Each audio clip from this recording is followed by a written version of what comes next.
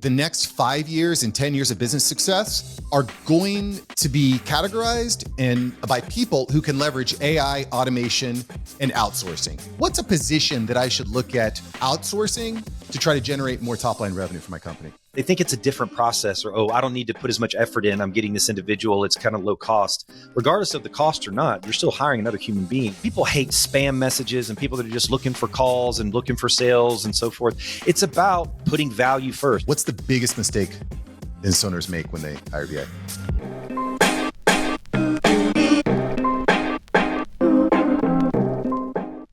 All right, so I met this guest, Mr. Brad Stevens, at an entrepreneur organization event. We were talking a little bit about outsourcing, how to make more money with outsourcing, how to find people across seas that are hungry and willing to make you some damn money. And you kind of blew my socks off. That's why typically I wear flip-flops. But I said, Brad, I got to get you on the show. You're already making me money. I want you to help other people make money. So Brad, what's up? Thanks for being here. Absolutely, man. And props to you as well for your presentation you gave at that EO conference, man. I mean, this whole AI and automation world, people are mystified by it. And, I love it. Kind of my approach as well is to give specific live case study examples. And you gave some great just case by case, step by step that everybody took a lot away from. So I appreciate it. I appreciate that. I feel like the next 5 years and 10 years of business success are going to be categorized by people who can leverage AI, automation, and outsourcing. That is the advantage right now. You can't do all automation. You can't do all AI. You can't do only people. You got to merge them together. But Brad, I was at a men's group meeting this morning at church. About 35 local business leaders were there. One of the people in there said, "Hey, how many of you are outsourcing in the Philippines?" Yeah. He and me. So only two of us raised our hands. I'm looking at 35 other schlubs there who aren't outsourcing. I was like, Brad, why the hell are people not outsourcing right now? What are these people thinking? I don't get it.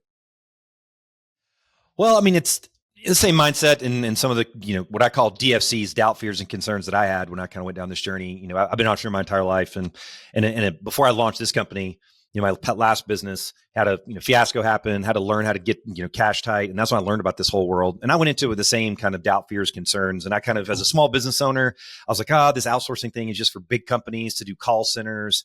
It's not for me, and it's in a different country. And what about time zones? And what about competency? And what are they capable of doing? And, all this like concern about it. And it wasn't until I really started, finding and working with these individuals, and particularly the Philippines. A lot of people kind of group all of Southeast Asia together, but the Philippines is very unique, and the U.S. controlled it up until like 1947. So it's Americanized culture, English speaking, American education system. And so you don't have that culture gap at all. And, nor accent if you're doing kind of phone work a lot of times. And they're graduating, 800,000 4-year college degree individuals, per year that are hungry. They're fast to learn. And so, it was the same concerns I had. And then I started working with these individuals and realized their competency, their ability, their work ethic. I mean, my very first VA I worked with was able to grow to be our COO over 500 employees in 4.5 years, right? A young woman at 23, 24 was able to raise her lid and kind of grow. And we started seeing that with a lot of others. But yeah, it's a lot of people that the doubts are, what are their capabilities? Are they competent enough? And for some reason, we think that people in these other countries, I mean, it's unbelievable, the competency and ability of these individuals, of what they're doing. It's not low level stuff. It's pretty sophisticated, capabilities of what they have. When it comes to time zones, people freak out about that. But anybody that's using like tools like Loom and screencasting, all the asynchronous communication that you can use. I mean, honestly, my personal VA, we haven't had a live conversation in probably 2 years. We just use asynchronous communication. And a lot of times they'll work like hybrid time zones, right? So they'll work like their evening, my morning. So if we need to do a live chat back and forth on something, but it's kind of great, Mark, because it's like 24 hours. It's like while I'm sleeping, they're getting work done. It's this beautiful thing when I wake up and my inbox is full of like completed functions and tasks, right? So, a lot of people actually kind of like that process. When it comes to security, at the end of the day, there's all these amazing VPN platforms that people can work from, whether it's, AWS with Amazon or VMware. But also a lot of times what they're doing isn't, super sensitive information. It's just you're sharing Google Docs and, working with CRMs. But there's tools you can use like Dashlane and LastPass that allow you to share access to things that are actually giving usernames and passwords as well. So you just got to be smart about it, but it's not as big of an issue people kind of think about. Yeah, Brad, I got to say, like in the United States, inflation is soaring. People are fighting for a 3-day, 4-day work week. it's going to get crazy over here. But I got to be honest, I got people over in the Philippines that are hungry. I was talking to one of my team members the other day, and I said, hey, do I'm not paying you as much as I would pay someone in the States. It's a different situation here. How happy are you working for me? What do you like working? Is this a good situation? She's like, Mark, I used to drive 2.5 hours to work both ways. I love it. This is great. I'm referring my friends. It's freaking awesome. So listen, if you could put food on the table of someone who's great in the Philippines, do it. But before we put food in their belly, we need to put food in our belly, right? We need to make some money. So Brad, let's talk about how to actually use these tools, leverage this offshore staff to make more money. What's a position that I should look at outsourcing to try to generate more top line revenue for my company? Sure. And yeah, I could agree more with what you shared before. When actually my first trip to the Philippines, I sat down and interviewed some people, and exactly, 3-hour trips back and forth, and what it does for their livelihood and what they get access to. It's absolutely game changing. We actually have a whole magazine we produce showcasing our employees and their stories, specifically for that reason. That helps us attract talent to show, the difference that it can make. When it comes to sales, and a lot of people think of outsourcing as a way of a cost cutting measure, right? And there definitely is the kind of the lower cost solution aspect to it, but there's a lot of opportunities to drive top line, right? A lot of people think, oh, it's a way to cut, doing bookkeeping and operational activities and customer service and that kind of thing. But when it comes to sales is a bit more complicated than it's ever been, right? Especially the tools and the technology and everything we've got to use, CRMs and LinkedIn and email and all the different things. And a lot of times, just the time and energy that it takes to do all of that, you're not on the phone closing deals, which you should be doing, right? And so a lot of things that we see, and we actually have a whole category on our website, we call it sales acceleration. And we found this in terms of working, we work in about 75 different industries, clients in a bunch of different capacities and in all different functions within businesses, marketing, operations, customer service, sales. And we kept finding this group of activities that we were doing where it was helping to accelerate the sales activities of the sales reps, right? So at the end of the day, sales reps, they want to be on the phone closing deals, and that's the highest and best use of their time. When it comes to CRM administration or chasing down RFPs or doing follow-ups or connecting with people on LinkedIn or messaging, all the additional additives that are critical, isn't the best use of their time. Let them be on the next phone call, closing the next deal. So, one category when it comes, depending on if you're an individual, you're the CEO, the business owner, and you're the one doing all the sales, or if you have a sales team, it's being able to extract out those activities that aren't the highest and best use of your time. And then secondly, the things that you want to be doing that you're not getting to that they can kind of take on. And so it's kind of like this 1 + 1 = 5, that you take a solid sales individual and you pair them with an affordable offshore staff. And again, depending on where you go, whether you hire direct, go through firms, you're talking about $10,000 to $20,000 a year. You can get a full-time employee working for you, right? That's very competent, very sharp, and they can run side by side. So in our own company, right? So our sales reps for Outsource Access, our sales rep, we have a guy here in the US that we work with, but he's got a guy that's a sales rep, Chris, that's on every single call with him so that Dan can just focus on the client, asking good questions, good strategic engagement. And Chris is sitting there taking all the notes, taking all the follow-up activities. And as soon as that call's done, he's logging in under LinkedIn, under Dan's account, connecting to that prospect. Hey, it was great connecting today. Goes into the CRM and does the disposition, updates all the notes, and does the follow-up process. And then Dan's on the next call, right? And so his brain isn't cluttered with all the administrative stuff. He's in the right headspace, and he's able to focus on that next, that sales call. So that's a big part of it, is taking all those activities from those sales functions, whether it's you or your staff, and then getting that distributed so that it's just everybody's highest and best use of time. I love the idea actually of leveraging that assistant for that contact, that follow-up, that stuff that's very tedious that can take up the time, particularly on LinkedIn. But I am curious, how do we actually get that team member to share our voice? Because, I feel like we would want that team member, that outsourced assistant, to be sharing our values, sharing our conversations. We want to make sure that they feel like they're part of the organization, not just some rando that we hired overseas. How do we look at integrating them into our workflow, with our culture, with our team, core values, messages? How do we do that?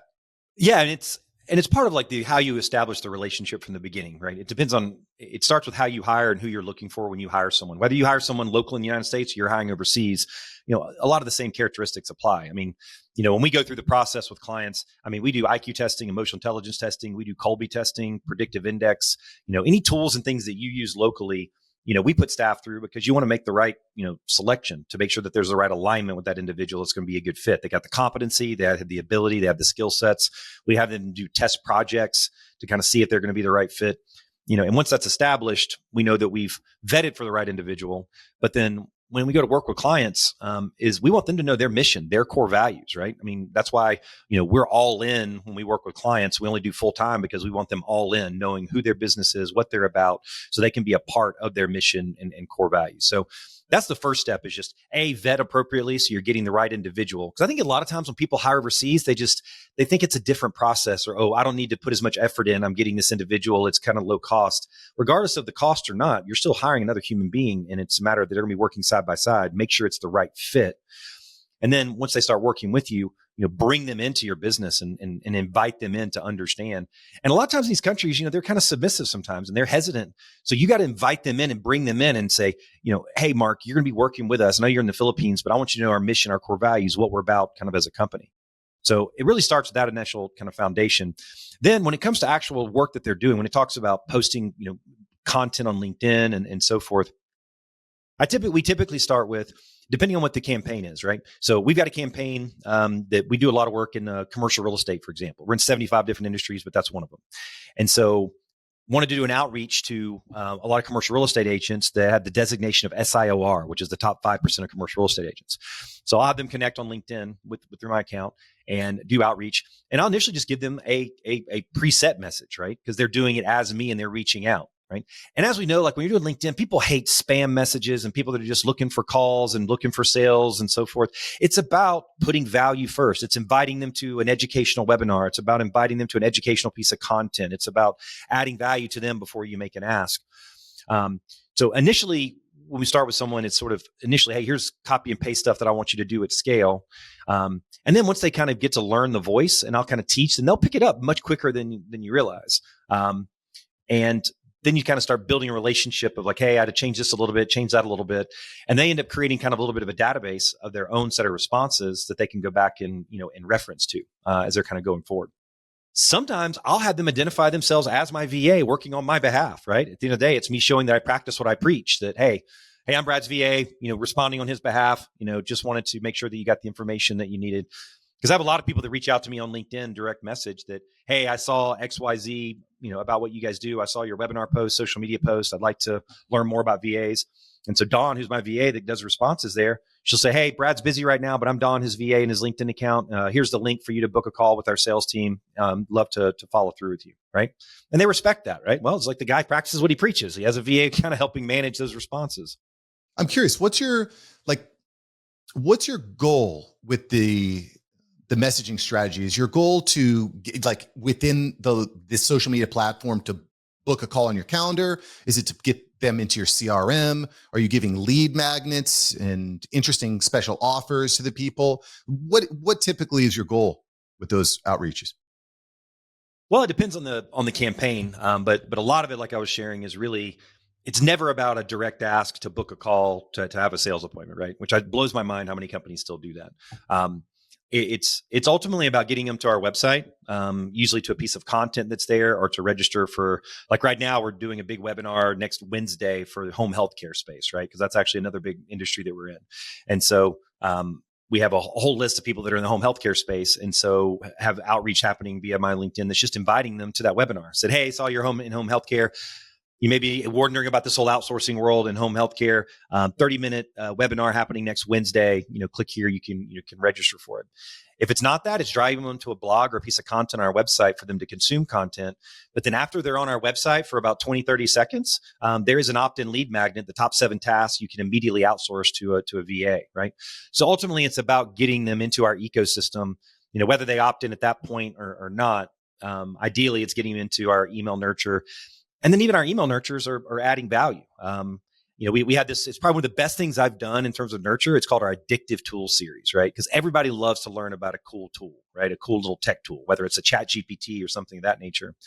So when someone opt in, we have 3 or 4 initial emails that ultimately it's sharing case studies and examples specific to their industry.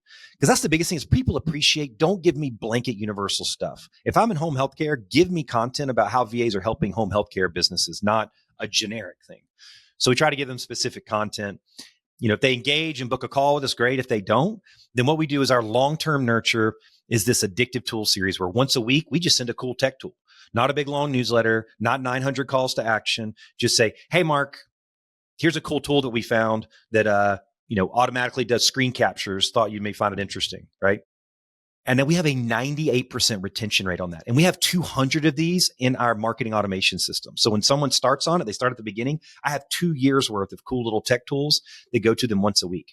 And what it's doing is it's earning the right to stay in their inbox with something of value. And I can't tell you, I run into people that are part of like, Brad, I love your tools. There's only like 1 out of 3 or 4 that ultimately end up engaging, but I get them and I forward them to my team. Those are cool little tools that I never knew existed. So I'm there adding value, but it's earning the right for Brad Stevens, the name, and Outsource Access to stay in their inbox. So when I do want to do a blast out with a promotion or an offer or a big webinar, I've earned the right to be in their inbox so I can get good conversion on that. I love that. And you've set up that sequence on the front end, and that, hey, when someone goes into sequence A, there's a 98% chance of staying in there because that's the formula, that's the data. And then they're going to be getting email for 2 years. So I'm big time starting to get into email sequencing. I'm probably going to steal that from you, Brad. That's part of the reason why I do this. I learned the best tricks from the killers out here. I've told everybody in different industries, have your own version of an addictive tool series that's specific to your industry. Because it's amazing the retention. Now at the bottom, every one of those, right? Now we're not, the main of it is just, hey, here's a cool tool. It has a quick blurb on it, but then it has a link to go to our website because then we write a blog on that tool too. So we try to put it in the body of the email to give them value if they just want to look in their email, but they want it more depth. They can click and go to a blog on our website to read more depth about that tool.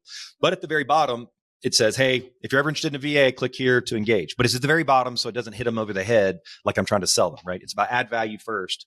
So we always got that little message at the bottom.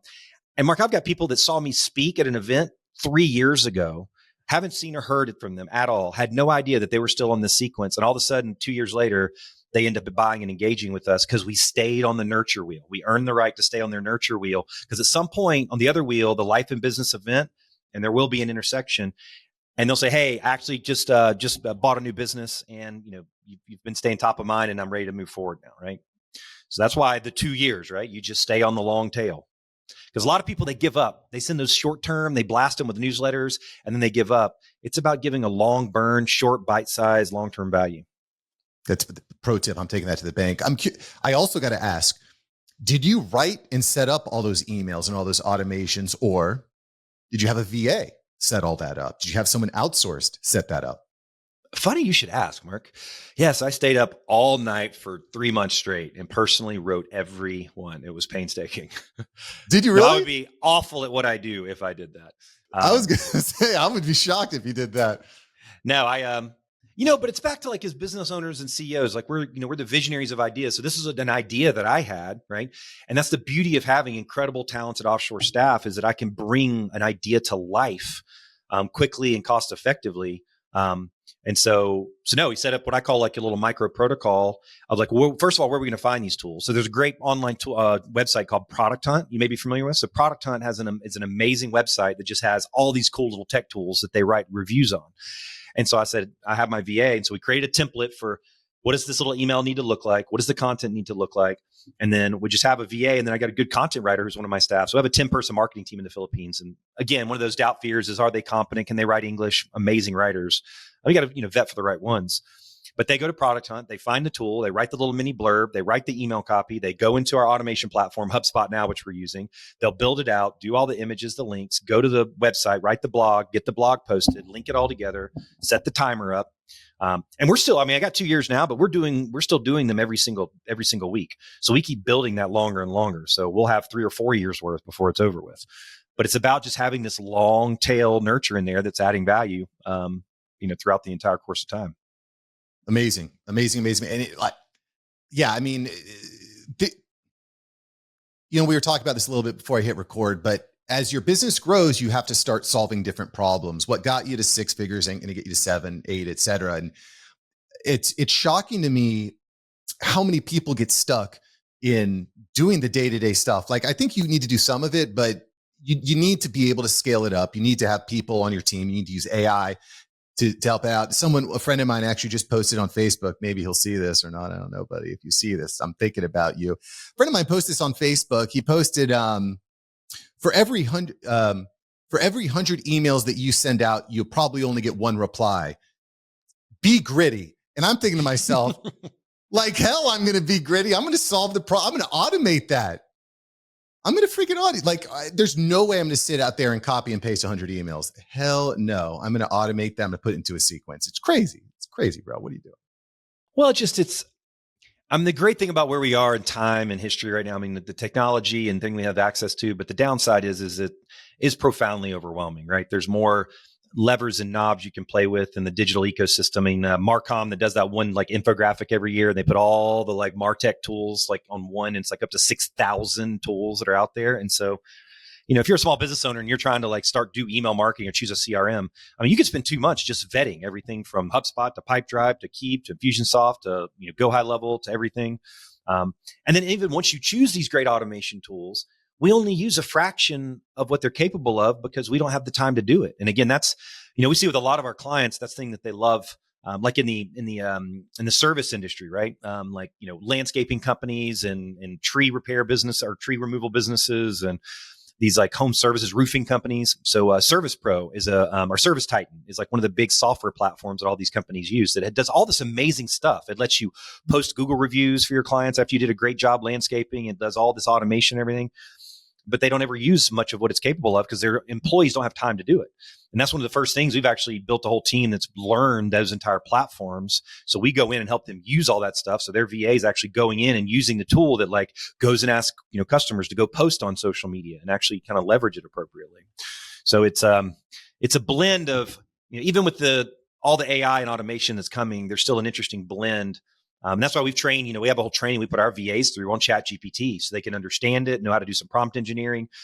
So for a client that we're working with, they're looking to expand into St. Louis. Well, let's go find the competitors. Well, go do a prompt in ChatGPT to kind of crank it out to kind of see what a list of competitors are in St. Louis for concrete manufacturing. So it's kind of blending those two together. Well, I got to say, I love that. And by the way, you can get all this stuff at tools@outsourceaccess.com. Tools@outsourceaccess.com. Shoot them an email, man. What are you doing? Just shoot them an email. Yeah, just shoot an email. Just put after hours in the subject line, and we'll get it. As you can imagine, I have a VA. We'll send you a great list of all kinds of tools, templates, recorded webinars with case studies and examples. Our top 200 tools from our addictive tool series. We've got that we'll send out. So have a good goodie list for everybody. Or if they just visit outsourceaccess.com, they can see all kinds of stuff on there as well. Super sick. Links below. One more question for you, Brad, before you go, because I know you got a busy schedule here. What is the biggest mistake that you see people make when they hire a VA? What's the biggest mistake business owners make when they hire VA?